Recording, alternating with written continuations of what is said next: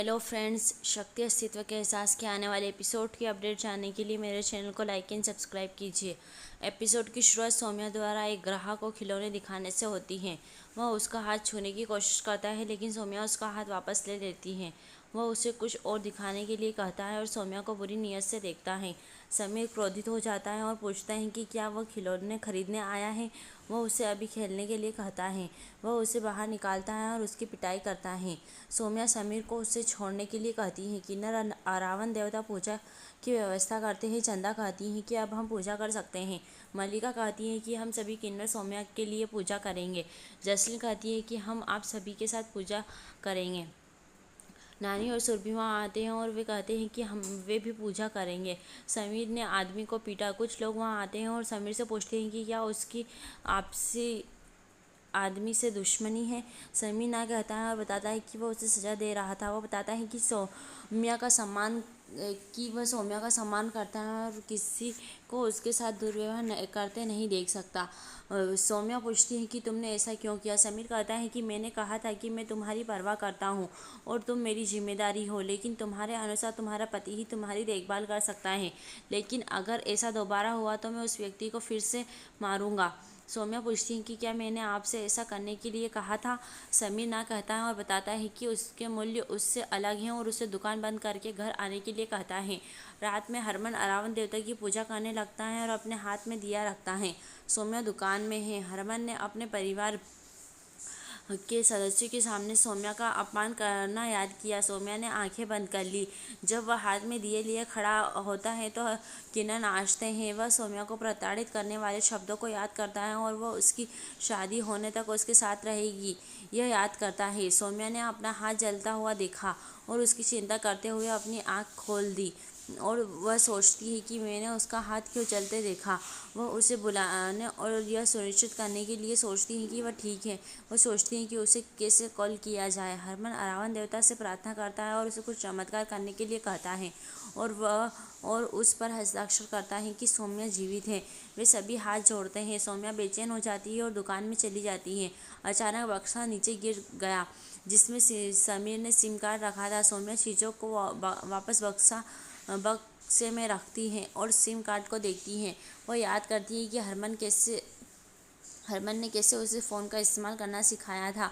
वह सोचती हैं कि अगर वह उसे इस नए नंबर से कॉल करेगी तो सोचती हैं कि वह उसके लिए परेशानी नहीं बनना चाहती। वह सोचती है कि मुझे उसके बारे में जानने का अधिकार है। मैं उससे प्यार करती हूँ, भले ही वह उससे प्यार नहीं करता हो, लेकिन मैं उसके बारे में पता लगाऊंगी। हरमन और अन्य मंदिर से बाहर कदम रखते हैं। सौम्या ने हरमन को फ़ोन किया।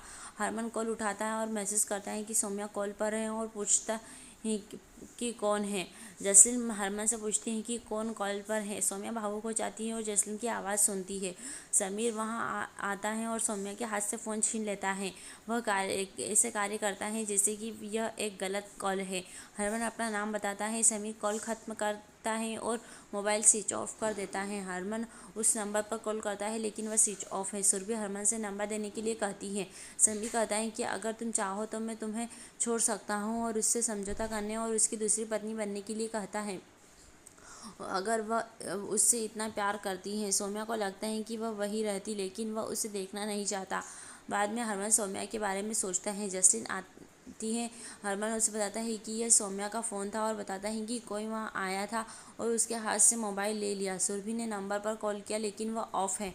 चमेली भी सौम्या को फ़ोन करती हैं लेकिन नंबर ऑफ रहता है। मल्लिका सभी को बताती है कि आज सौम्या ने अपने रिश्तों को अपनी दुनिया से जोड़ लिया है और उसकी कहानी को सम्मानजनक तरीके से बताया जाएगा। जसलीन कहती है कि वह लड़का कौन हो सकता है जो उसके साथ है और कहती है कि सौम्या के लिए चिंतित हूँ। वह कहती है कि यह दुनिया लालची और चालाक है और सौम्या निर्दोष है। हरमन का कहना है कि यह गलत नंबर नहीं था बल्कि यह सही नंबर था। उनका कहना है कि अगर हम नंबर के बारे में पूछताछ करेंगे तो हम उस तक पहुंच सकते हैं।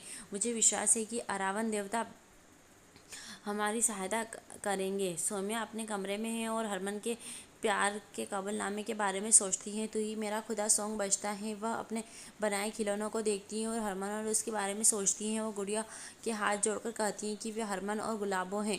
वह कहती हैं कि वे हमेशा साथ रहेंगे और सो जाती हैं। सुबह समीर की माँ सौम्या के कमरे में आती है और गुड़िया को देखती है। वह समीर के पास आती है और उसे अपने साथ आने के लिए कहती है।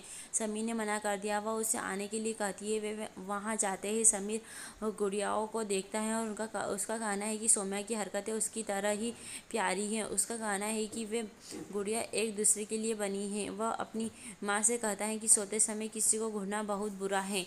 वह उसे सौम्या को सोने देने के लिए कहता है और उसकी टोकरी निकाल लेता है। हरक सोचता है कि वह व्हील चेयर पर बैठकर उग गया है और खुद को उठने के लिए कहता है। जसलीन वहाँ आती है और उसे सावधान रहने के लिए कहती है। रक्सी कहते हैं कि कम से कम किसी को मेरी परवाह है। जसलीन कहती है कि हर कोई आपकी परवाह करता है। रक्सी उसे यह बताने के लिए कहता है कि वे किन्नर को खोज रहे थे। जसलीन कहती है कि मैं सोचती थी कि इंसानों के बीच प्यार होता है और उसे सौम्या को एक बार समझने के लिए कहती है। कम से कम एक बार तो कोशिश करो। रक्सी कहते हैं कि जब वह जीवित नहीं है तो क्या समझा जाए। जसलीन का कहना है कि हमें लगता है कि वह जीवित है और उसे कॉल के बारे में बताने वाली है, लेकिन प्रीतो वहाँ आती है और झूठ बोलती है कि किसी ने उसे अमृतसर में देखा था। जसलीन हैरान है। हरक चला जाता है। प्रीतो उसे बताती है कि सौम्या के दुश्मन घर में ज़्यादा हैं और कहती है कि हम किसी को नहीं बताएंगे। सौम्या जागती है और सोचती है कि उसकी गुड़िया कहाँ है। वह उन्हें कमरे में नहीं मिली और सोच नहीं कि वह कहाँ जा सकती है। समीर ने कार्यकर्ताओं उससे गुड़ियाओं को जोड़ी बनाने के लिए कहा। सौम्या आती है और उन्हें रोकती है और कहती है कि गुड़िया की जोड़ी नहीं बनेगी। सौम्या उन्हें जारी रखने के लिए समीर उन्हें जारी रखने के लिए कहता है। सौम्या उसे अपनी गुड़िया देने के लिए कहती है और कहती है कि वे गुड़िया नहीं है। वह पूछता है कि फिर क्या है। सौम्या कहती है कि मैं आपको समझा नहीं सकती और उसे देने के लिए कहती है और कहती है कि ऐसे खिलौने नहीं बनेंगे। समीर का कहना है कि ऐसे खिलौने बनाए जाएंगे। यहीं एपिसोड समाप्त होता है। आने वाले एपिसोड की अपडेट जानने के लिए हमारे साथ